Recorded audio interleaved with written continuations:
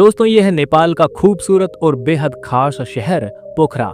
बता दें कि ये शहर न सिर्फ नेपाल की टूरिज्म कैपिटल कहा जाता है, बल्कि इसे हिमालय की गोद में बसी एक स्वर्ग जैसी जगह भी माना जाता है। पोखरा कास्की जिले का प्रमुख शहर है और ये गंडकी प्रदेश की राजधानी भी है। ये शहर नेपाल की राजधानी काठमांडू से करीब 200 किलोमीटर पश्चिम में मौजूद है और यहाँ से हिमालय की अन्नपूर्णा रेंज की चोटियाँ साफ दिखाई देती हैं। खासकर मशहूर माछा पुच्छे, जिसे फिश टेल माउंटेन भी कहा जाता है। अगर आप किसी ऐसी जगह की तलाश में हैं जहाँ प्रकृति, शांति और साहसिक खेल तीनों का बेहतरीन मिश्रण मिले, तो पोखरा आपके लिए एक परफेक्ट डेस्टिनेशन है। अब बात करें पोखरा की ज्योग्राफी की।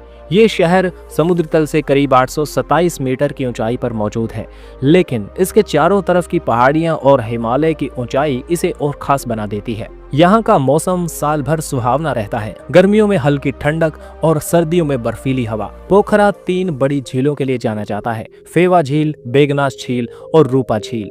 इनमें से फेवा झील सबसे बड़ी और सबसे फेमस है, जिसके बीचों बीच बना ताल बाराही मंदिर नाव से जाने के लिए एक मशहूर टूरिस्ट स्पॉट है। इतिहास की बात करें तो पोखरा का इतिहास काफी प्राचीन है। पुराने समय में ये शहर व्यापार का एक प्रमुख केंद्र हुआ करता था, खासकर भारत और तिब्बत के बीच होने वाले व्यापार के लिए। गोरखा साम्राज्य के दौरान ये इलाका धीरे धीरे विकसित हुआ और फिर नेपाल के एक बड़े शहर के रूप में उभरकर सामने आया।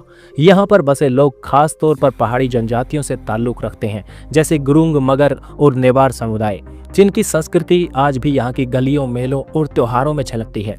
अगर बात करें जनसंख्या की, तो 2021 की जनगणना के अनुसार पोखरा शहर की आबादी करीब 5 लाख के आसपास है। यहाँ के लोग मुख्यतः नेपाली भाषा बोलते हैं, लेकिन आपको हिंदी और अंग्रेजी बोलने वाले, समझने वाले लोग भी आसानी से मिल जाएंगे, खास तौर पर टूरिज्म एरिया में। यहाँ हिंदू, बौद्ध और ईसाई धर्म के लोग भी शांतिपूर्वक रहते हैं। पोखरा की संस्कृति बहुलतावादी है, यानी अलग अलग जाति, धर्म और परंपराओं का समावेश आपको यहाँ देखने को मिलेगा।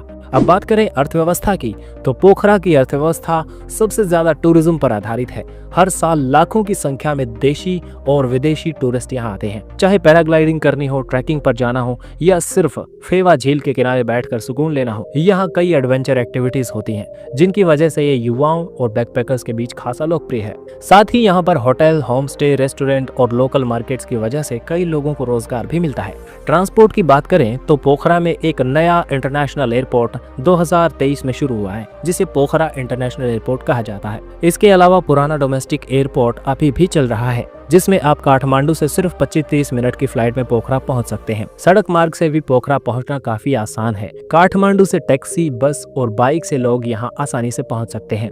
अब बात करें यहाँ के मुख्य आकर्षणों की, तो पोखरा में देखने और अनुभव करने के लिए बहुत कुछ है। देवी का झरना यहाँ पर एक रहस्यमयी झरना है जो जमीन के अंदर चला जाता है। गुप्तेश्वर गुफा देवी के झरने के पास में ही मौजूद है, जहां शिवलिंग मौजूद है।